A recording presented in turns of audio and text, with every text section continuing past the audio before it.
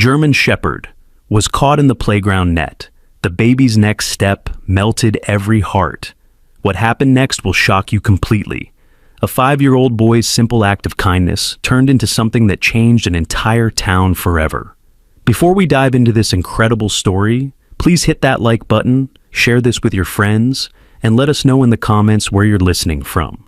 Trust me, the story you're about to listen to will leave you speechless. The evening air felt heavy with moisture as storm clouds gathered over Maple Ridge.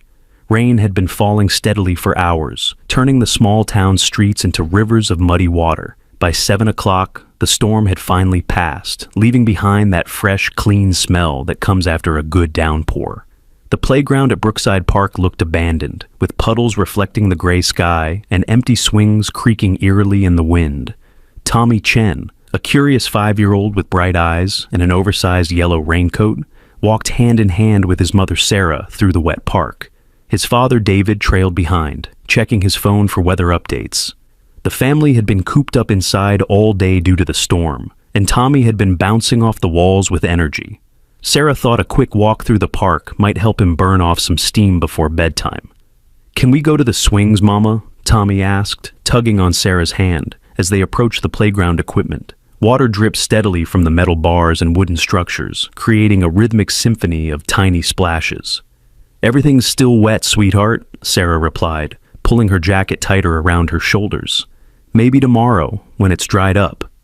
As they walked past the large rope climbing structure that dominated the center of the playground, Tommy suddenly stopped, his head tilted to one side, like a puppy hearing a distant sound. The wind whistled through the metal bars, making the rope net sway gently back and forth. "Mama, did you hear that?" Tommy whispered, his small voice barely audible over the creaking swings. Sarah paused and listened. She could hear the wind, the dripping water, and the distant hum of traffic from the main road. "Hear what, honey?" "Someone's crying," Tommy said with absolute certainty. His grip on her hand tightened. "Someone needs help." David caught up to them, shaking water droplets from his hair. "What's wrong? Why did we stop?" "Tommy thinks he hears someone crying," Sarah explained, glancing around the empty playground. "But I don't hear anything except the wind." "It's probably just the swings," David said, pointing to the metal chains that were still swaying and creating that haunting creaking sound. "Sometimes they make weird noises after a storm." But Tommy shook his head firmly. He had always been sensitive to sounds that others missed. At home, he could hear the neighbor's cat meowing 3 houses away, or know when someone was walking up their front steps before the doorbell rang. This was different, though. This wasn't a mechanical sound or the wind playing tricks. "No, Daddy," Tommy insisted, his voice growing more urgent. "It's not the swings. Someone's hurt." Sarah was about to suggest they head home when she heard it too. A soft, almost human-like whimper that seemed to be coming from somewhere near the rope climbing structure. It was faint, barely audible, and if Tommy hadn't pointed it out, she would have dismissed it as her imagination. "Oh my God!" she breathed, immediately dropping Tommy's hand and rushing toward the sound. "David, come here! Quick!" The rope climbing net was a complex web of thick braided rope stretched between metal posts about 8 feet high. It was designed for older children to climb and navigate, with spaces large enough for kids to crawl through, but small enough to be safe. As Sarah approached, she could see something dark moving within the tangled ropes about 4 feet off the ground. "There's an animal trapped in there," David said, pulling out his phone to use the flashlight feature. The beam of light revealed a heartbreaking sight that made all 3 of them gasp. A beautiful German Shepherd was caught in the net, her front left leg twisted and held tight by one of the rope sections. The dog's muzzle showed scrapes and cuts, suggesting she had been struggling for quite some time. Her dark eyes were wide with fear and pain, and she had been whimpering so softly that only Tommy's sharp ears had detected it. "Oh, you poor thing," Sarah said, her voice full of compassion. She started to approach, but the dog's whimpering turned into a low, frightened growl. The animal was terrified and in pain, and the presence of humans was only making her panic more. "Don't get too close," David warned, already dialing 911. "She might bite if she's scared." The German Shepherd's breathing was rapid and shallow. Every time she tried to move, the rope tightened around her leg, causing her to yelp in pain. Her beautiful golden and black coat was matted with mud and rain.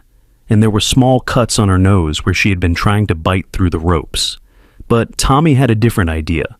While his parents were discussing what to do, and David was talking to the emergency dispatcher, the 5-year-old was carefully studying the situation. He had always been good with animals. At his grandmother's house, he could calm down the grumpiest old tomcat just by talking to it gently. Without saying a word to his parents, Tommy began unzipping his bright yellow raincoat. The zipper made a soft sound that caused the trapped dog to turn her head toward him. For a moment, their eyes met, and something passed between them. The dog's growling stopped, replaced by a curious, almost hopeful expression. "Tommy, step back," Sarah called, still focused on the dog's injuries. "Let's wait for animal control to get here." But Tommy was already moving. He dropped his raincoat to the wet ground and started crawling toward the base of the rope structure. He was small enough to fit through the gaps that would be impossible for an adult to navigate. "Tommy, no!" David shouted, ending his phone call abruptly. "Get away from there!" "It's okay," Tommy said softly, not to his parents, but to the dog. "I'm Tommy. I'm going to help you." As he crawled closer, the German Shepherd's tail gave a tiny, almost imperceptible wag. Her ears, which had been pinned back in fear, relaxed slightly. Tommy moved with the careful, deliberate movements of someone much older than his 5 years. When he was close enough to touch the dog, Tommy did something that made both of his parents' hearts stop. He reached for his discarded raincoat and gently draped it over the dog's head, covering her eyes completely. "What are you doing?" Sarah whispered, afraid that any loud noise might spook the animal. "She's scared because she can see everything," Tommy explained in his matter-of-fact way. "When you can't see, you have to trust. Grandma's cat taught me that." The effect was immediate and miraculous. As soon as the yellow raincoat blocked the dog's vision, her entire body relaxed. The rapid, panicked breathing slowed to a more normal rhythm. The trembling in her muscles eased, and she actually leaned slightly toward Tommy's voice. "There you go," Tommy whispered, now close enough to gently stroke the dog's side through the raincoat. "See? You're safe now. I'm not going to hurt you." Sarah felt tears spring to her eyes as she watched her 5-year-old son demonstrate a level of empathy and intuition that many adults never develop.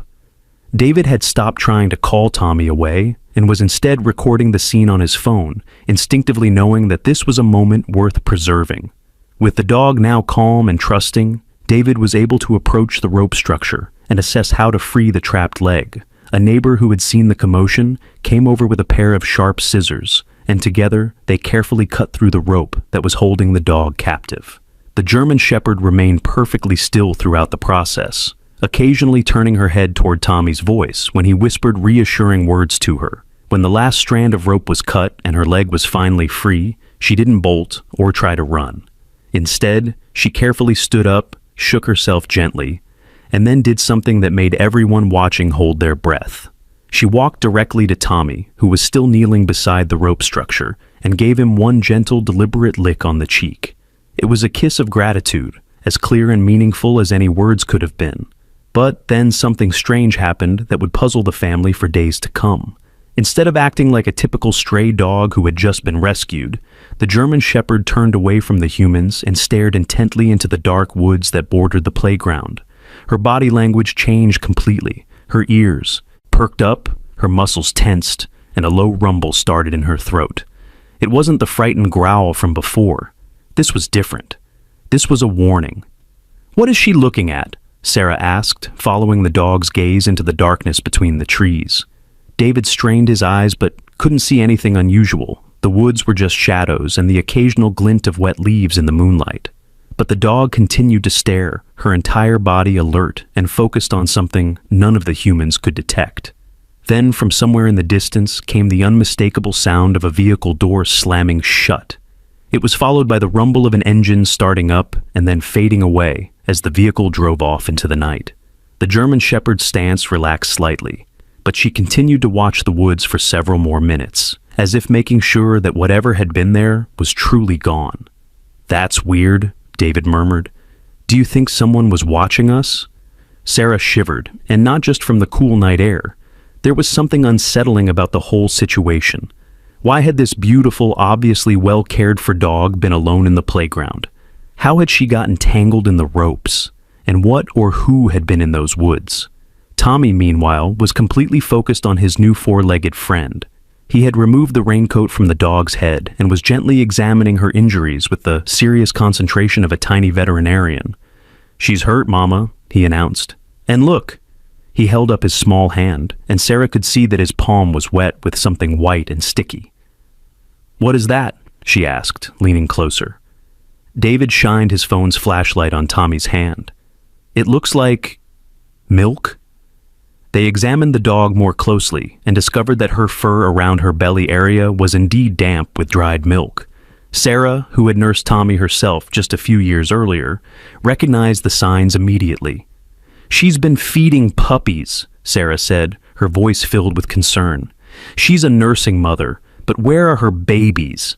This revelation added a new and urgent dimension to the situation. This wasn't just a lost or abandoned dog. This was a mother who had been separated from her offspring. The distress in her eyes suddenly made perfect sense. As if understanding their conversation, the German Shepherd looked up at Sarah and let out a soft whine that sounded almost like a human plea for help. Then she did something that surprised everyone. She walked over to where Tommy had dropped his raincoat and began sniffing around it intently.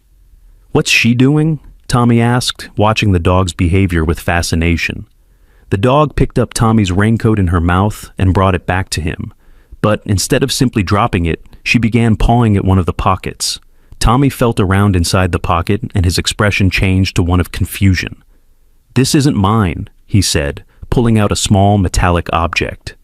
Sarah and David gathered around to look at what Tommy had found. It was a small disc, about the size of a quarter, made of what looked like brushed metal. There were numbers stamped into it, along with some kind of official-looking symbol. "Where did this come from?" Sarah asked, taking the disc from Tommy's hand and examining it under David's phone light. "I don't know," Tommy said honestly. "It wasn't in my pocket before." David frowned. "Are you sure? Maybe it's been there for a while and you just forgot about it." But Tommy shook his head firmly. He was the kind of child who always emptied his pockets before putting his coat away, a habit his neat freak mother had drilled into him. He was absolutely certain that the disc hadn't been there when he left the house. The German Shepherd was watching this exchange with an intensity that seemed almost human. When Sarah held up the disc, the dog's tail gave a small wag, as if she recognized it or knew its significance. "This is getting stranger by the minute," Sarah muttered. "First we find a nursing dog with no puppies, then someone was apparently watching us from the woods, and now there's a mysterious metal disc in Tommy's pocket that wasn't there before." David was already taking photos of the disc with his phone. "Maybe we should take her to a vet," he suggested. "She needs medical attention for those cuts anyway, and maybe they can tell us more about where she came from." As if she understood every word, the German Shepherd walked over to Tommy and sat down beside him, looking up at the family with an expression that clearly said she was ready to trust them with whatever came next. Tommy gently stroked her head, careful to avoid the scraped areas around her muzzle. "Don't worry, girl," he said softly. "We're going to help you find your babies." The dog's tail thumped against the wet ground once, and Sarah could have sworn she saw something that looked remarkably like relief in those intelligent dark eyes. As they prepared to leave the playground, none of them noticed the figure that had emerged from the woods and was watching them from behind a large oak tree about 50 yards away. The person was too far away to make out clearly, but the glow of a cell phone screen briefly illuminated their face before disappearing back into the shadows. The German Shepherd, however, noticed. Her head turned sharply toward the tree, and that warning rumble started in her chest again. But this time, she didn't alert the humans. Instead, she seemed to make a deliberate decision to keep quiet, as if she knew that drawing attention to the watcher might put her new human friends in danger. As the Chen family walked toward their car with their unexpected new companion, they had no idea that they had just become part of something much larger and more dangerous than a simple animal rescue. The metal disc in Tommy's pocket was the first piece of a puzzle that would soon turn their quiet lives upside down, and the mysterious watcher in the woods was just the beginning of a chain of events that would test the courage of a 5-year-old boy and the loyalty of a dog who was far more than she appeared to be. Behind them, the empty playground returned to its eerie silence, with only the creaking swings and dripping water to mark the passage of time. But in the rope climbing net where the German Shepherd had been trapped, a small piece of fabric fluttered in the breeze. It was a torn fragment of what looked like a professional dog collar, with partial lettering that, if anyone had been close enough to read it, would have revealed the beginning of a word that would explain everything. K9 ... The drive to the Maple Ridge Animal Clinic was quiet except for the gentle rumble of the car engine and the occasional soft whine from the German Shepherd, who had curled up in the back seat next to Tommy. Sarah kept glancing in the rearview mirror, amazed at how naturally her son had bonded with the injured animal. The dog seemed to sense that Tommy was her protector, and she hadn't taken her eyes off him since they left the playground. "Doctor, Rivera should still be there," David said, checking the time on his phone. "I called ahead, and she's waiting for us." Dr. Carmen Rivera had been the family's veterinarian since before Tommy was born. She was a kind woman in her early 40s with gentle hands and an intuitive understanding of animals that made even the most nervous pets feel comfortable. Her clinic was small but well-equipped, and she had a reputation for going above and beyond for animals in need. When they arrived at the clinic, Dr. Rivera was waiting at the front door with a wheelchair ramp she used for larger dogs. "Let's get this beautiful girl inside and see what we're dealing with," she said, her voice calm and professional. The German Shepherd was hesitant to leave the car at first, but when Tommy got out and called to her softly, she followed without resistance. Dr. Rivera noticed this immediately. "She's bonded with your son," she observed as they walked into the examination room. "That's unusual for a stray dog, especially one that's been through trauma." "She doesn't really seem like a stray," Sarah said, helping Tommy onto a chair beside the examination table. "Her coat is too healthy, and she's clearly been well trained. Someone has taken good care of her." Dr. Rivera began her examination while Tommy talked softly to the dog, keeping her calm. The veterinarian's experienced hands moved carefully over the animal's body, checking for injuries and assessing her overall condition. "You're right, Doctor," Rivera said after a few minutes. "This dog has definitely been well cared for. Her teeth are clean, her nails have been recently trimmed, and despite the cuts and scrapes, she's in excellent health. But there's something interesting here." She pointed to a small, barely visible scar on the dog's left shoulder. "See this? It's from a microchip implant, but it's in the wrong place. Most pet microchips are implanted between the shoulder blades. This one was placed specifically on the shoulder, which is typically done for working dogs." David leaned closer to look. "Working dogs? Like police dogs?" "Exactly, or search and rescue, military, or other specialized service animals." Dr. Rivera pulled out a handheld scanner and ran it over the dog's shoulder. The device beeped and a series of numbers appeared on its small screen. "Well, that's interesting, Doctor," Rivera murmured, reading the display. "Let me look this up in the database." While she worked at her computer, Sarah noticed something else. The German Shepherd's fur around her belly was not just damp with milk, as they had discovered at the playground. There were clear signs that she had been nursing very recently, possibly within the last few hours. "Doctor," Sarah said, "how long would you say it's been since she last fed her puppies?" Dr. Rivera looked up from her computer with a concerned expression. "Based on what I can see, I'd say no more than 6 to 8 hours. She's clearly in distress about being separated from them." She paused, her fingers hovering over the keyboard. "And this microchip registration is very strange." "Strange how?" David asked. "According to the database, this dog is registered as Luna, and she's listed as a search and rescue trainee that went missing from the state K9 training facility about 3 months ago." Dr. Rivera turned her monitor so they could see the screen. "But here's the weird part.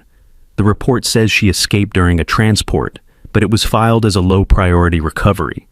That doesn't make sense for a valuable trained animal." Tommy had been listening quietly, stroking Luna's head. "Maybe she didn't escape," he said in his matter-of-fact way. "Maybe someone took her." The adults looked at him with surprise. It was a remarkably astute observation for a 5-year-old. "That's actually not a bad theory," Dr. Rivera said thoughtfully. "Trained working dogs are extremely valuable. They can sell for tens of thousands of dollars on the black market." As if to confirm Tommy's suspicion, Luna suddenly lifted her head and let out a low, anxious whine. Her ears perked up, and she stared intently at the clinic's front window. "What is it, girl?" Tommy asked, following her gaze. Outside in the parking lot, a man in a gray jacket was leaning against a dark van, talking on his phone.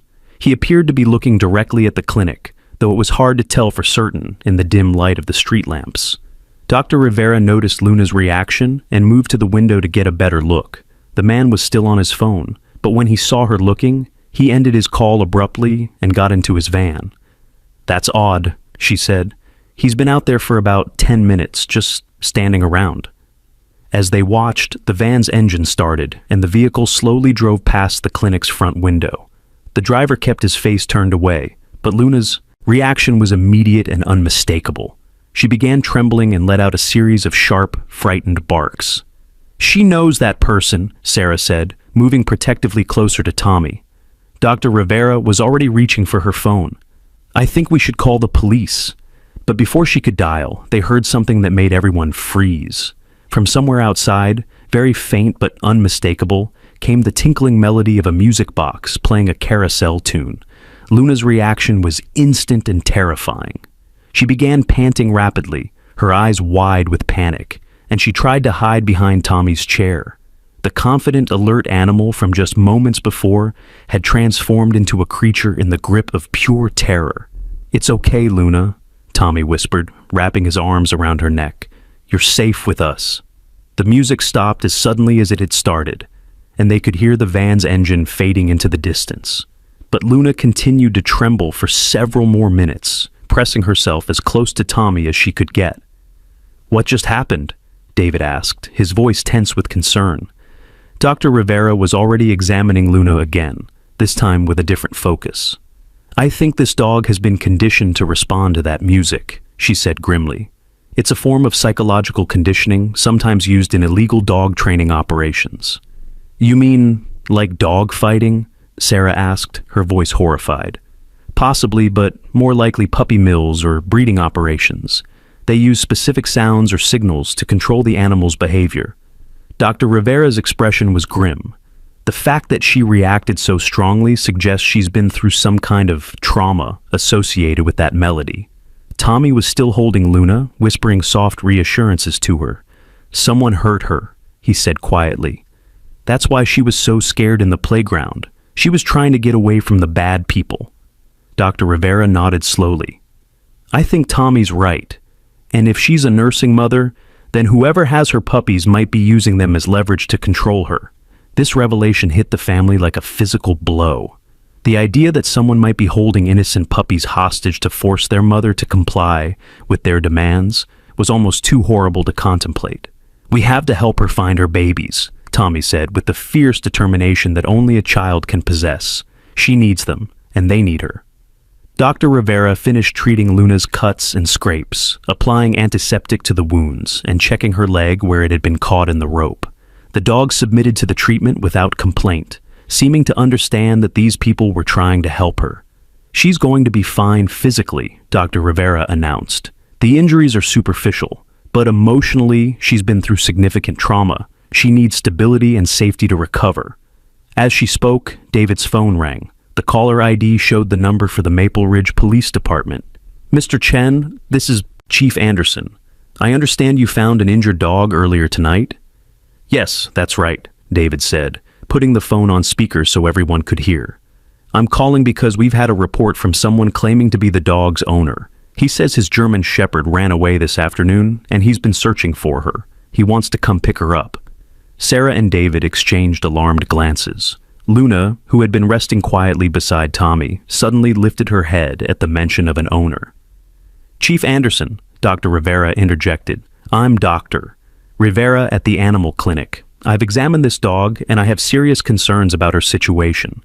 She shows signs of psychological trauma, and she's a nursing mother who's been separated from her puppies." There was a pause on the other end of the line. "What kind of concerns, doctor?" "The kind that suggests this isn't a simple case of a lost pet," Dr. Rivera said carefully. "I think we need to be very cautious about releasing her to anyone without proper verification."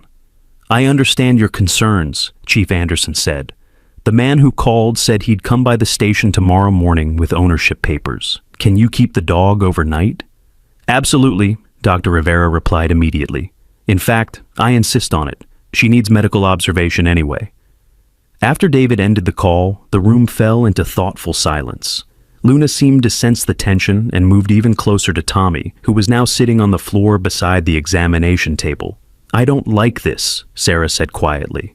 "Something feels very wrong about the whole situation." Dr. Rivera nodded in agreement. "My instincts are telling me the same thing. That man in the parking lot, the music box, Luna's reaction to everything. It's too much to be a coincidence." Tommy looked up at the adults with his serious dark eyes. "What if the bad person comes back tonight? What if he tries to take Luna away?" "He won't," Dr. Rivera said firmly. "The clinic has a good security system, and I'll be staying here tonight anyway. Luna will be safe." But as she spoke, she was already making mental notes about additional security measures. She would call her husband to bring her licensed firearm from home, and she would make sure all the doors were double locked. "There's something else," Sarah said, remembering the mysterious disc. "Tommy found this in his pocket after we rescued Luna." She showed Dr. Rivera the small metal disc with the stamped numbers and official-looking symbol. Dr. Rivera examined it closely under the bright examination room lights. "This looks like an identification tag for law enforcement or military equipment," she said. "See these numbers? They're formatted like government tracking codes." "But how did it get in Tommy's pocket?" David asked. Dr. Rivera looked at Luna, who was watching the conversation with intelligent eyes. "I think Luna put it there. Dogs are incredibly smart, especially trained working dogs. If she was trying to escape from someone, she might have grabbed this as evidence and then hidden it in the safest place she could find, with the person who helped her." "You mean she wanted us to find it?" Tommy asked, impressed. "It's possible. Dogs trained in search and rescue learn to bring back evidence from disaster sites. She might have applied that training to her own situation." This theory made Luna's behavior at the playground make much more sense. Her apparent gratitude toward Tommy wasn't just about being rescued from the rope net. She had been trying to communicate something important, to pass along information that might help solve the mystery of her missing puppies. As if confirming this theory, Luna stood up and walked over to where Dr. Rivera had placed the metal disc on the counter. She sniffed it once, then looked back at Tommy and gave a single, deliberate bark. "She's trying to tell us something," Tommy said with certainty. "She wants us to understand what that thing means." Dr. Rivera picked up the disc again and examined it more closely. "These numbers might be traceable. I have a friend who works with the State Police K9 unit. I could call him tomorrow and see if he can run these through the system." "That's a good idea," David said. "But what do we do tonight? What if this mysterious owner shows up before morning?" "He won't," Dr. Rivera said, with more confidence than she felt. "Chief Anderson said he's coming to the station tomorrow morning, and even if he did show up here, I wouldn't release Luna without proper verification and a thorough investigation." As they talked, Tommy had been thinking about something that had been bothering him since they left the playground. "Dr. Rivera," he said slowly, "if Luna is a search and rescue dog, does that mean she knows how to find things?" "Yes, that's exactly what it means. Search and rescue dogs are trained to locate missing people, even in very difficult conditions." Tommy's face lit up with sudden understanding. "Then maybe she can find her own puppies. If we help her, maybe she can lead us to where the bad people are keeping them." The adults stared at him in amazement. Once again, the 5-year-old had made a connection that they had missed. "That's actually brilliant, Doctor," Rivera said admiringly. "If Luna's training is intact, and if she's been separated from her puppies recently enough that their scent trail is still detectable, she might very well be able to track them down." "But wouldn't that be dangerous?" Sarah asked, her protective mother instincts kicking in. "Not if we do it right," Dr. Rivera said thoughtfully. "We could work with the police, use Luna's abilities to gather information about where her puppies are being held, and then let law enforcement handle the actual rescue." Luna had been following the conversation with remarkable attention, her head turning from speaker to speaker as if she understood every word. When Dr. Rivera mentioned finding her puppies, the dog's tail began to wag for the first time since they had found her. "She understands," Tommy said with wonder. "She knows we're going to help her find her babies." As the evening wore on, they settled Luna into a comfortable kennel in Dr. Rivera's office, with Tommy sitting nearby on a cot that the veterinarian kept for overnight emergencies. Sarah and David had wanted to take Tommy home, but he had refused to leave Luna alone, and Dr. Rivera had agreed that the dog would be calmer with him nearby. Tomorrow we'll figure out our next step, Dr. Rivera said as she dimmed the lights. But for tonight, everyone get some rest. But sleep would prove elusive for all of them. Around midnight, Luna began whimpering softly in her kennel, and Tommy woke up to comfort her. As he sat beside the kennel, whispering gentle words to the distressed dog, he became aware of something else. Outside the clinic, a vehicle was idling in the parking lot. The engine was running, but the headlights were off. Tommy crept to the window and peered out through a gap in the blinds. A dark van was parked about 50 feet away, almost hidden in the shadows between two streetlights. Tommy couldn't see the driver, but he could make out the faint glow of a cell phone screen inside the vehicle. Luna had noticed too. She was standing in her kennel, staring at the window with every muscle tense. But she wasn't making any noise, as if she knew that alerting the watcher to their awareness might make the situation more dangerous. Tommy made a decision that was both brave and terrifying for a 5-year-old. He quietly woke Dr. Rivera and whispered what he had seen. She immediately called Chief Anderson, but by the time a patrol car arrived at the clinic, the van was gone. "Whoever this is, they're watching us," Dr. Rivera told the police officer. "I think we need to move Luna to a more secure location tomorrow." But as they settled back down for the remainder of the night, none of them could shake the feeling that their mysterious adversary was always one step ahead, planning something that would test all of their courage and Luna's loyalty in ways they couldn't yet imagine. The next morning dawned crisp and clear, with golden sunlight streaming through the clinic windows. Tommy woke up to find Luna sitting patiently beside his cot, her tail wagging gently when she saw his eyes open. Despite everything that had happened, there was something hopeful about the new day that lifted everyone's spirits. Dr. Rivera had been up early, making coffee and checking her secure email for any responses from her law enforcement contacts. "Good news," she announced when Sarah and David arrived with fresh clothes for Tommy and breakfast for everyone. "My friend Detective Wilson from the State K-9 unit got back to me about that metal disc." She handed David a printed email, while Tommy gave Luna her morning meal. According to Detective Wilson, those numbers correspond to a tracking device used by the Department of Homeland Security for monitoring high-value K-9 assets. The specific code on Tommy's disc was assigned to a German Shepherd named Echo 7, who was reported stolen from a federal training facility 6 months ago. "Echo 7?" Sarah repeated, looking at Luna. "Is that her real name?" "It appears so. But here's where it gets interesting," Dr. Rivera continued. The official report states that Echo 7 was stolen, along with several other valuable breeding dogs. The theft was never solved, and the case was quietly transferred to a federal task force that deals with organized animal trafficking. David's expression grew serious. "So, we're not just dealing with some local criminals. This is part of something much bigger." "It looks that way. Detective Wilson is driving down from the state capitol this morning to meet with us and Chief Anderson. He thinks Echo 7 might be the key to breaking up an entire network." Tommy had been listening while he petted Luna, or Echo 7, though he still thought of her as Luna. "Does this mean her puppies are with the other stolen dogs?" "That's what we're hoping to find out," Dr. Rivera replied. Detective Wilson says that stolen breeding dogs are usually kept in centralized locations, where the criminals can control breeding programs and sell the puppies for maximum profit. As if understanding the conversation, Luna stood up and walked over to the window that faced the street. Her posture was alert, but not fearful, as if she was ready for whatever came next. At 9 o'clock sharp, a man in a perfectly pressed gray suit walked into the clinic. He was average height with neat brown hair and a polite smile. But there was something about his eyes that made Dr. Rivera immediately uncomfortable. Behind him, Chief Anderson entered with a stern expression. "Dr. Rivera, this is Mr. Bradley Hart," Chief Anderson said, his tone carefully neutral. "He's here about the German Shepherd." Mr. Hart extended his hand with a practiced smile. "Thank you so much for taking care of my dog. I've been worried sick since she ran away yesterday afternoon." But Luna's reaction to Mr. Hart was immediate and unmistakable.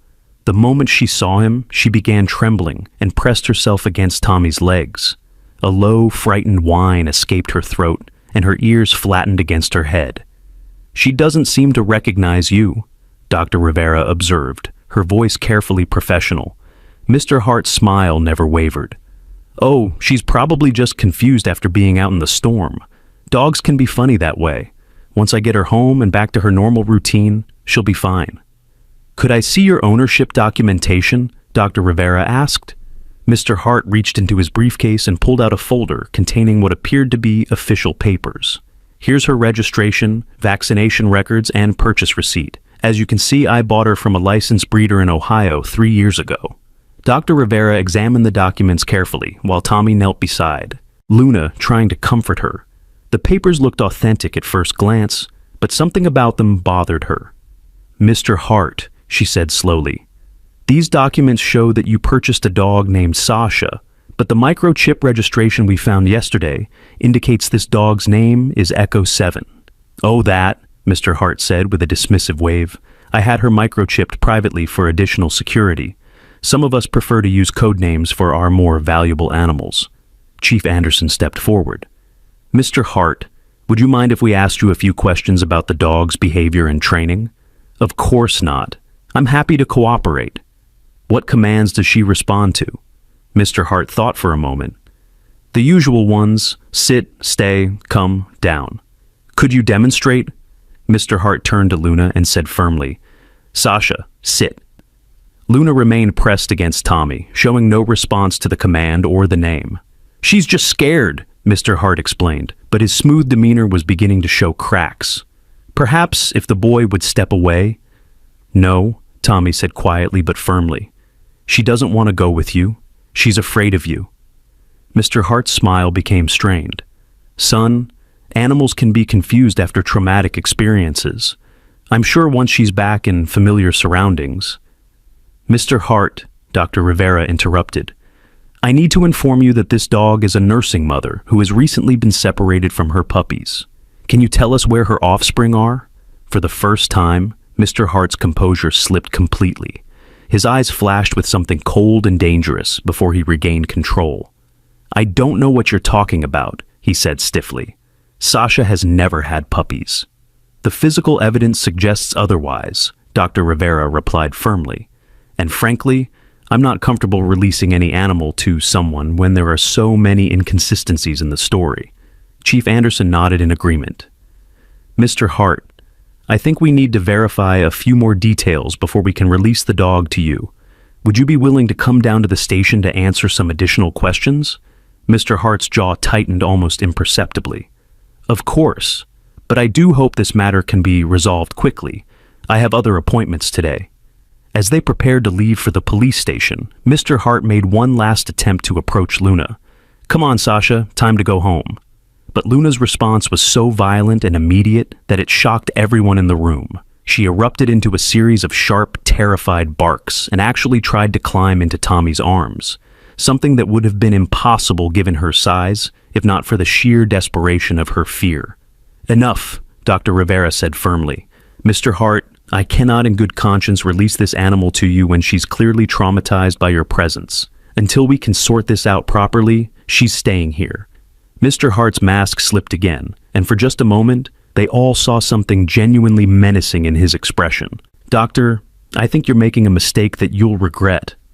"Is that a threat?" Chief Anderson asked, his hand moving instinctively toward his service weapon. "Of course not," Mr. Hart replied, his fake smile returning. "I'm simply concerned about the legal implications of keeping someone's property without proper cause." After Mr. Hart and Chief Anderson left for the police station, an uneasy silence settled over the clinic. Luna gradually relaxed, but she remained close to Tommy, as if she sensed that the danger wasn't over. "That man is not her owner," Dr. Rivera said firmly. "I've been working with animals for 20 years, and I've never seen a dog react to its supposed owner the way Luna reacted to him." "He knew we would check his story," Sarah observed. "Those documents looked pretty official. How do we prove they're fake?" "Detective Wilson should be here any minute," Dr. Rivera replied, checking her watch. "He'll know how to verify the paperwork, but honestly, Luna's reaction tells us everything we need to know." As if summoned by their conversation, a tall man in his 50s with graying hair and kind eyes walked through the clinic door. He was wearing a casual jacket and jeans, but there was an unmistakable air of authority about him. "Dr. Rivera, I'm Detective Wilson. I drove straight through the night after getting your message." "Thank you for coming so quickly," Dr. Rivera said, shaking his hand. "Things have gotten quite complicated since yesterday." Detective Wilson knelt down in front of Luna, who studied him carefully for a moment before approaching cautiously. "Hello there, Echo 7, he said softly. "Remember me?" To everyone's amazement, Luna's tail began to wag, and she actually nuzzled Detective Wilson's hand. It was the first time since the playground that she had shown such clear recognition and trust of an adult other than Tommy's family. "She knows you," Tommy said with wonder. "I was part of the team that trained her before she was transferred to the federal program," Detective Wilson explained, gently scratching behind Luna's ears. "She was one of the most promising candidates we'd ever worked with. When she disappeared, we all assumed the worst." "Detective Wilson," David said, "a man named Bradley Hart just left here claiming to be Luna's owner. He had documentation, but Luna was terrified of him." Detective Wilson's expression darkened. "Bradley Hart? About average height, brown hair, very smooth talker. That's him, you know him?" "Unfortunately, yes. Hart is a person of interest in several animal trafficking cases across multiple states. He's very good at creating convincing false documentation." Detective Wilson stood up, his jaw set with determination. "If Hart is involved, then this situation is more serious than we initially thought." "What do you mean?" Sarah asked, though she was beginning to suspect she didn't want to know the answer. "Hart doesn't just steal and sell dogs. His organization specializes in what they call conditioning programs. They take highly trained animals like Echo 7 and break down their psychological defenses using various forms of psychological torture. Then they rebuild the dogs' personalities to be completely obedient to their new handlers." Tommy's face went pale. "They hurt her on purpose?" "I'm afraid so, son. The carousel music you described is a classic conditioning technique. They use specific sounds to trigger fear responses, making the animals easier to control." Dr. Rivera felt sick. "And her puppies?" "Leverage. As long as they have her offspring, they can force Echo 7 to comply with their demands. It's one of the cruelest aspects of their operation." Luna seemed to understand that they were talking about her situation. She walked over to Detective Wilson and sat down, looking up at him with an expression that seemed to say she was ready to do whatever it took to find her babies. "The good news," Detective Wilson continued, "is that Echo 7's tracking abilities are still intact. I can see it in her posture and the way she's responding to environmental cues.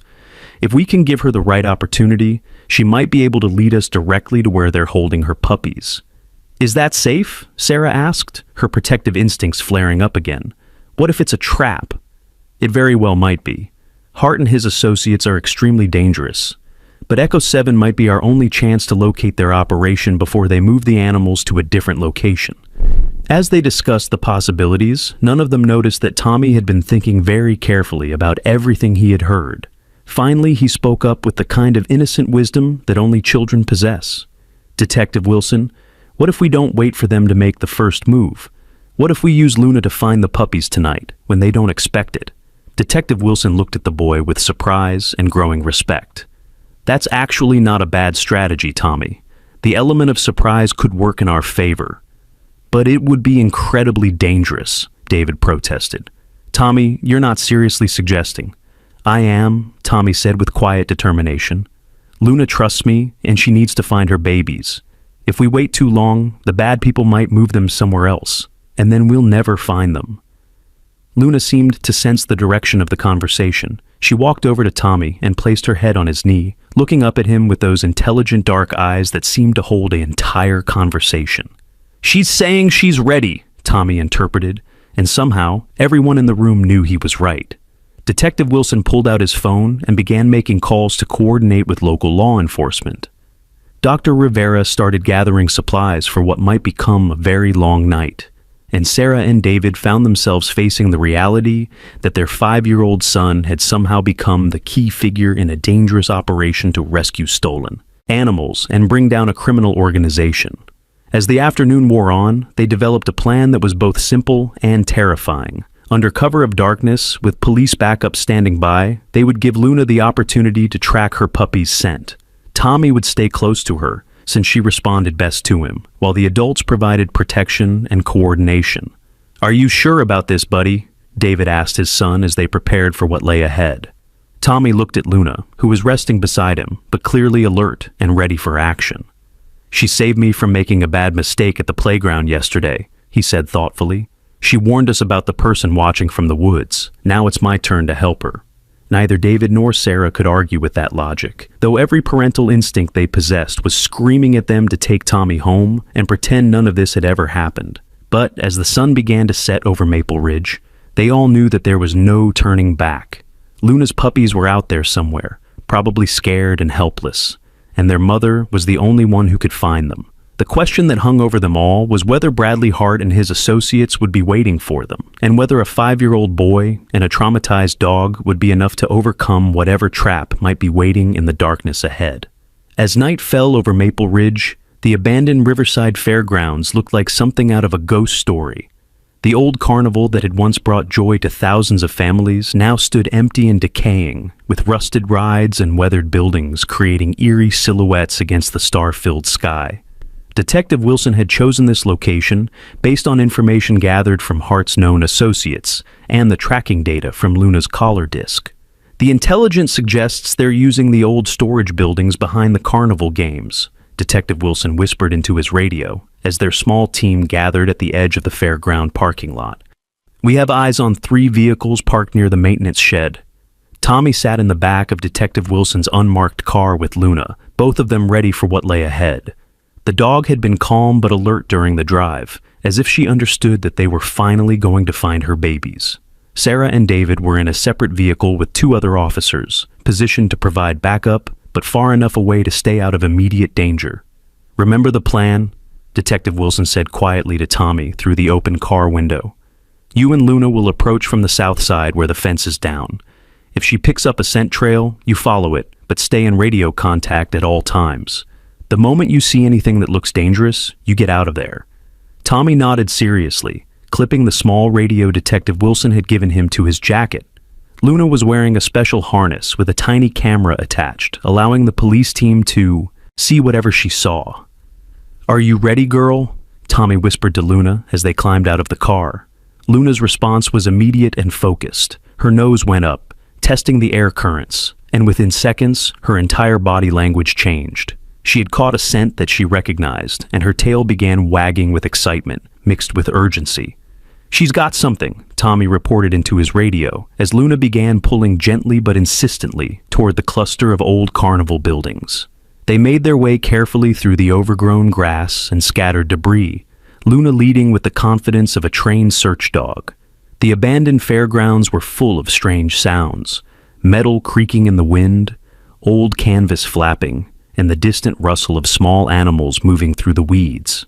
As they approached the storage buildings, Luna's behavior became more intense. She was clearly following a specific scent trail, pausing occasionally to test the air before continuing in a new direction. Tommy stayed close beside her, amazed by her focus and determination. "We're approaching the blue storage building," Tommy whispered into his radio. "Luna's really excited about something." The building was a large, windowless structure that had once housed carnival equipment during the off-season. Now, it looked dark and abandoned, but as they got closer, Tommy could see thin strips of light leaking around the edges of a side door. Luna had stopped about 20 feet from the building, her body rigid with attention. She was staring at something specific, a small ventilation grate near the base of the wall that was just about Tommy's size. "There's a little window thing down low," Tommy reported. Luna keeps looking at it. "Can you hear anything?" Detective Wilson's voice crackled through the radio. Tommy crept closer to the ventilation grate and pressed his ear against it. At first he heard nothing, but then a faint sound made his heart race with excitement and concern. "I can hear puppies crying," he whispered urgently. "They're in there, and they sound scared." Luna had heard them too. Her tail was wagging frantically now, and she was making soft whining sounds as she tried to get closer to the building. It was clear that these were her babies, and every maternal instinct she possessed was driving her to reach them. "The grate is just big enough for me to fit through," Tommy observed, examining the ventilation opening. "But it's got screws holding it on." "Tommy, do not attempt to enter that building," Detective Wilson's voice came through the radio with firm authority. "We're moving in with the team now." But as Tommy knelt beside the ventilation grate, he noticed something that made him pause. The screws weren't actually tight. In fact, they were barely holding the grate in place. It was almost as if someone had loosened them deliberately. "Detective Wilson," Tommy said slowly, "I think this might be a trap. The screws are already loose, like someone wanted us to find this way in." Before Detective Wilson could respond, Luna suddenly tensed and turned toward the main entrance of the building, her hackles raised, and she let out a low warning growl that made Tommy's blood run cold. From somewhere inside the building came the unmistakable sound of Bradley Hart's voice, smooth and menacing, even through the walls. "I know you're out there," Hart called out loudly enough to be heard outside. "You've walked right into exactly the situation I wanted. The boy and the dog, all alone in the dark." Tommy's hand trembled as he reached for his radio, but before he could speak, Hart's voice continued. "Here's what's going to happen. The boy is going to come inside through that convenient little entrance we prepared for him. He's going to bring the dog with him, and if anyone tries to interfere, well, let's just say that puppies are very fragile creatures." The threat hung in the air like a physical presence. Tommy felt Luna press against his leg, and he could sense her internal struggle between her training, her maternal instincts, and her desire to protect him. "Tommy, get out of there now!" Detective Wilson's voice came through the radio, but Hart obviously had some way of monitoring their communications. "Oh, Detective Wilson?" Hart's voice drifted from the building with mock friendliness. "How lovely to hear your voice again. You really should have minded your own business after what happened in Montana." "Hart, this is between you and me," Detective Wilson replied through the radio, knowing Hart could hear him. "Let the boy and the animals go." "I'm afraid that's not possible. You see, Echo 7 here has caused me considerable inconvenience over the past few months. She's been very uncooperative about our breeding program, but I think having her precious puppies in danger might improve her attitude." Tommy looked down at Luna, who was staring up at him with those intelligent dark eyes. He could see the conflict in her expression. She wanted desperately to save her babies, but she also understood that walking into that building was exactly what Hart wanted them to do. "What if we don't go in?" Tommy whispered to Luna. "What if we find another way?" As if she understood his question, Luna began moving along the base of the building, sniffing carefully at each potential opening. After a few minutes, she stopped at what looked like a drainage pipe that ran under the building's foundation. "Luna found something," Tommy reported quietly into his radio. "There's a big pipe that goes under the building." "Tommy, absolutely not," came his father's voice through the radio. "That's too dangerous." But Tommy was already examining the pipe opening. It was definitely large enough for him to crawl through, and it seemed to slope upward into the building. More importantly, it was far enough from the main entrance that Hart and his associates might not be watching it. "The puppies are crying louder now," Tommy observed. "I think they're getting more scared." Luna made the decision for both of them. She squeezed into the drainage pipe and began crawling forward, clearly expecting Tommy to follow. After a moment of hesitation that felt like an eternity, Tommy made his choice. "I'm going in," he whispered into the radio. "Luna's already inside the pipe, and the puppies need help." "Tommy, no!" Sarah's voice came through the radio, filled with terror. But Tommy was already crawling into the darkness, following Luna's form ahead of him. The pipe was damp and smelled of rust and old water, but it was wide enough for him to move through without getting stuck. After what felt like hours, but was probably only a few minutes, Tommy saw light ahead. Luna had stopped at what appeared to be a grate that opened into the building's interior. Through the metal slats, Tommy could see into a large storage room filled with animal cages. The sight that greeted him made his heart break and his anger flare simultaneously. Dozens of dogs of various breeds were confined in cramped cages, many of them clearly pregnant or nursing mothers. The conditions were horrible: dirty water bowls, inadequate food, and barely enough space for the animals to stand up properly. But it was the small cage in the center of the room that drew his immediate attention. 4 tiny German Shepherd puppies, probably only 6 or 8 weeks old, were huddled together and crying pitifully for their mother. Luna had seen them too. She was making soft whining sounds and pawing gently at the grate that separated her from her babies. "I can see them," Tommy whispered into his radio. "The puppies are right there, and there are lots of other dogs too. But there are 2 men with guns guarding the door." Through the grate, Tommy could see Hart and another man standing near the building's main entrance. They were both armed and clearly waiting for Tommy and Luna to come through the front door. "They don't know we're here yet," Tommy continued quietly. "The grate is held on with just a few screws. I think I can get it loose." "Tommy, wait for backup," Detective Wilson's voice crackled through the radio. But as Tommy worked on the screws with a small multi-tool his father had given him for camping trips, Hart's voice boomed through the building again. "Your time is up, boy. Either you come through that front door in the next 60 seconds, or we start eliminating puppies one by one." Luna's response was immediate and heartbreaking. She began pawing desperately at the grate, her maternal instincts overriding everything else. Tommy could see that she was willing to break through the metal with her bare claws if necessary to reach her babies. "It's okay, Luna," Tommy whispered, working frantically on the last screw. "We're going to save them." The final screw came loose just as Hart's countdown reached 30 seconds. Tommy carefully pushed the grate inward, creating an opening just large enough for him and Luna to squeeze through.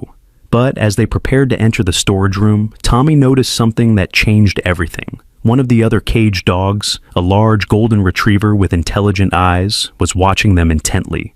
The dog caught Tommy's eye and then deliberately looked toward a corner of the room where Tommy could see what appeared to be a control panel with several switches. "I think that dog is trying to tell us something," Tommy whispered to Luna. Luna looked where Tommy was pointing, and her tail gave a small wag of understanding. She had recognized something that Tommy couldn't see. This golden retriever was also a trained working dog, probably another victim of Hart's operation. 20 seconds, Hart's voice called out, and Tommy could hear him moving closer to the puppy cage. Tommy made a decision that was both terrifying and brave. Instead of going directly for Luna's puppies, he crawled toward the control panel that the golden retriever had indicated. The switches were labeled with words he couldn't completely read in the dim light, but one of them clearly said, "Doors." 10 seconds, Hart called out, and Tommy could see him reaching for the puppy cage. Tommy flipped the switch. Immediately, every cage door in the building swung open with a series of metallic clicks. The effect was instantaneous and chaotic. Dozens of confused and frightened dogs began emerging from their cages, barking and running around the storage room. In the confusion, Luna bolted directly for her puppies, while Hart and his associate tried to figure out what had happened. Tommy stayed low and moved carefully toward Luna's babies, knowing that the adult dog's commotion would provide the perfect cover for their escape. "What the hell?" Hart shouted over the noise of barking dogs and scrambling paws. Luna had reached her puppies and was frantically nuzzling them, checking each one to make sure they were unharmed. Tommy helped gather the tiny dogs, amazed by how small and helpless they were. "We need to get out of here," Tommy whispered to Luna, who seemed to understand perfectly. But as they prepared to retreat back through the drainage pipe with the puppies, Hart's voice cut through the chaos with deadly clarity. "There's the boy," he shouted to his associate, "and he's got the dog and her litter. Stop them!" The sound of gunshots echoed through the building, and Tommy felt his world explode into terrifying chaos. As Luna threw herself between him and the approaching danger, her protective instincts taking over completely. The next few seconds felt like they lasted forever. Tommy watched in horror as Luna stumbled and fell, a pained yelp escaping her throat. But even as she hit the ground, she managed to position herself between Tommy and Hart's associate, who was raising his weapon for another shot. "Luna!" Tommy screamed, dropping to his knees beside her. The chaos in the storage room had reached fever pitch. Freed dogs were running everywhere, barking frantically and creating a wall of confusion between Tommy and the gunman. The golden retriever that had helped them earlier was now standing protectively over Luna and Tommy, growling menacingly at anyone who tried to approach. "I can't get a clear shot," Hart's associate shouted over the noise. "Then get through those dogs and grab the boy," Hart yelled back, his carefully maintained composure finally cracking. But the man had barely taken 3 steps when the building's main door exploded inward. Detective Wilson and 6 other officers flooded into the room, weapons drawn and shouting commands. "Police! Everyone on the ground now!" The freed dogs, recognizing the arrival of help, began moving away from the officers and toward the exits, as if they understood that these new humans were there to help rather than hurt them. Hart's associate immediately dropped his weapon and raised his hands, but Hart himself made a desperate lunge toward Tommy and the puppies. "If I can't have the dogs, then nobody can," he snarled, pulling out a knife. But he had forgotten about Luna. Despite her injury, the German Shepherd launched herself at Hart with every ounce of strength she had left. Her training and protective instincts overrode the pain as she knocked Hart to the ground, pinning him there with her weight and a threatening growl that left no doubt about her intentions. "Good girl, Luna," Tommy whispered, even as tears streamed down his face. "You did it." Detective Wilson quickly secured Hart while other officers took his associate into custody. Dr. Rivera, who had been waiting outside with a mobile veterinary unit, rushed into the building with her medical kit. "How bad is she hurt?" Tommy asked frantically as Dr. Rivera knelt beside Luna. Dr. Rivera's experienced hands moved quickly over Luna's body, checking for injuries. "The bullet grazed her shoulder, but it doesn't look like it hit anything vital. She's going to be okay, Tommy." Luna, despite her wound, was already trying to get back to her puppies. Tommy helped gather the 4 tiny babies and place them next to their mother, where they immediately began nursing, with desperate relief. "She protected them," Tommy said with wonder. "Even when she was hurt, she made sure they were safe." "That's what mothers do," Dr. Rivera said softly, applying a bandage to Luna's shoulder. "They protect their babies no matter what." As the immediate crisis passed, the full scope of Hart's operation became clear. Chief Anderson and his team had discovered evidence of a massive animal trafficking network that stretched across multiple states. The storage building alone contained 43 stolen dogs, many of them valuable breeding animals that had been reported missing over the past year. "This is the break we've been hoping for," Detective Wilson told Tommy's parents as they finally reunited with their son. "Hart's computer files are going to help us shut down similar operations across the country." Tommy was sitting on the floor with Luna and her puppies, gently stroking the mother dog's head while she recovered from her ordeal. The 4 tiny puppies were healthy and strong, their soft whimpers of contentment replacing the terrified cries from earlier. "Are you okay, buddy?" David asked, kneeling down beside his son. Tommy nodded, though his hands were still shaking from the adrenaline. "I was scared, but Luna was braver than me. She saved us all." "You were pretty brave yourself," Sarah said, wrapping her arms around Tommy. "But promise me you'll never do anything that dangerous again." "I promise," Tommy said seriously. "But if Luna ever needs help again, I'll be there for her." As if she understood his words, Luna lifted her head and gave Tommy's cheek a gentle lick. The gesture was so tender and full of gratitude that several of the watching officers had to wipe their eyes. Dr. Rivera finished treating Luna's wound and pronounced her stable enough to be moved. "She's going to need a few weeks of rest and recovery, but the injury should heal completely."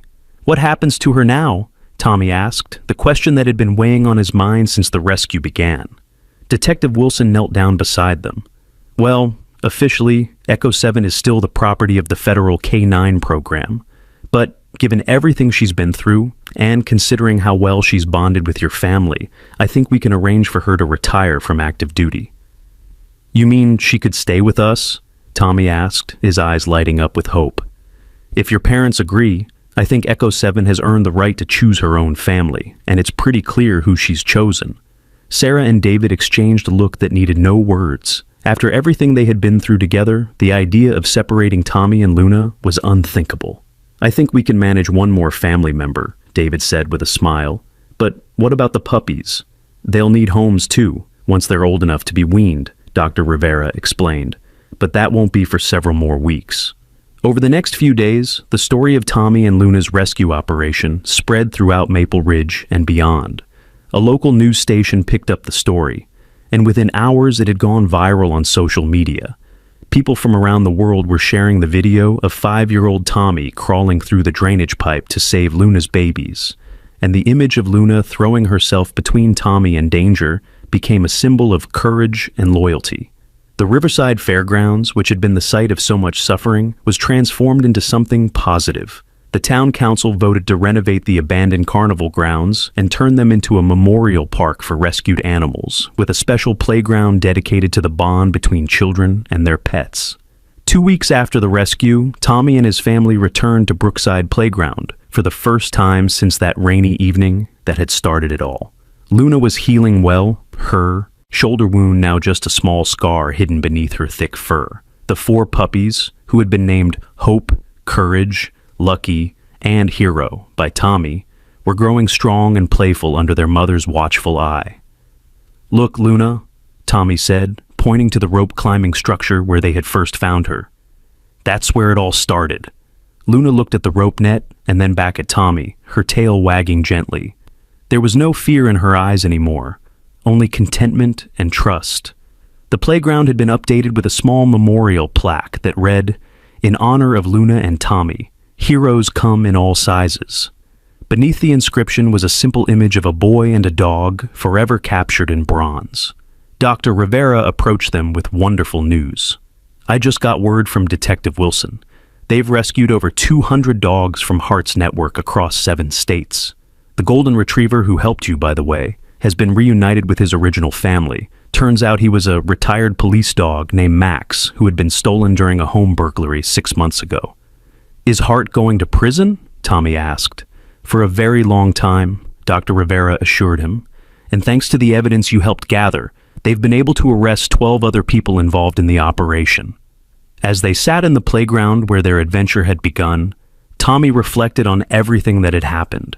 He had started out as just a little boy who heard a dog crying, but somehow he had become part of something much bigger and more important. "Luna," he said softly, "do you think there are other dogs out there who need help?" Luna tilted her head, as if considering his question. Then she stood up and walked over to the rope-climbing structure, sniffing carefully around its base. After a moment, she returned to Tommy and sat down, placing one paw on his knee. "I think that means yes," Tommy interpreted. "Maybe when you're all better, we can help Detective Wilson find more dogs who need rescuing." Sarah and David exchanged another look, this one resigned but proud. They had learned over the past few weeks that their son had inherited more than just his grandmother's sensitivity to animal sounds. He had also inherited her unshakable determination to help creatures in need, no matter how dangerous it might be. "We'll see about that when you're older," Sarah said diplomatically. "For now, let's focus on helping Luna and her puppies settle into their new life." But even as she spoke, Sarah knew that this was probably not the end of Tommy and Luna's adventures together.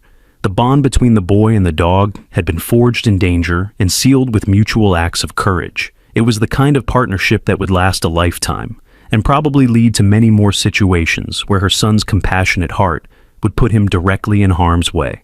As the sun began to set over Maple Ridge, casting long shadows across the playground, Tommy made a silent promise to Luna and her babies.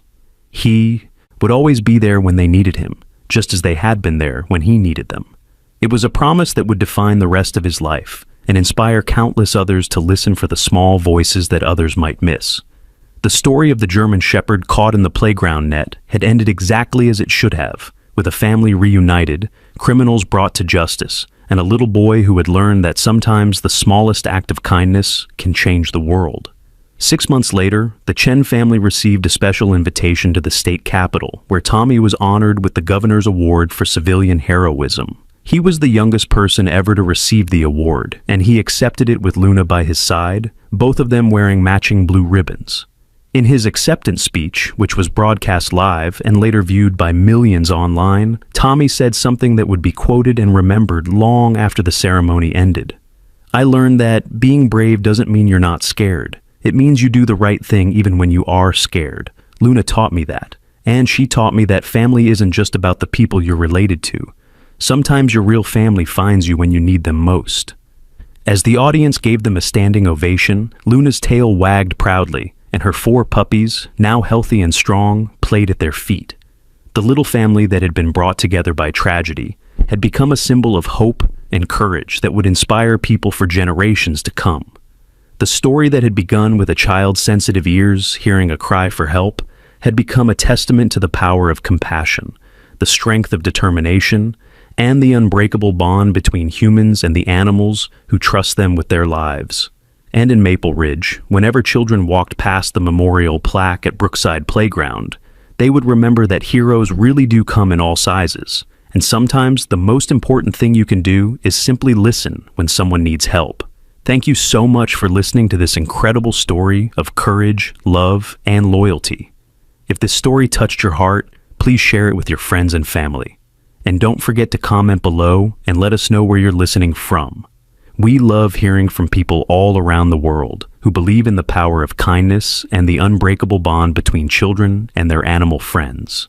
Until next time, Remember to always listen for those who need help, no matter how small their voice might be.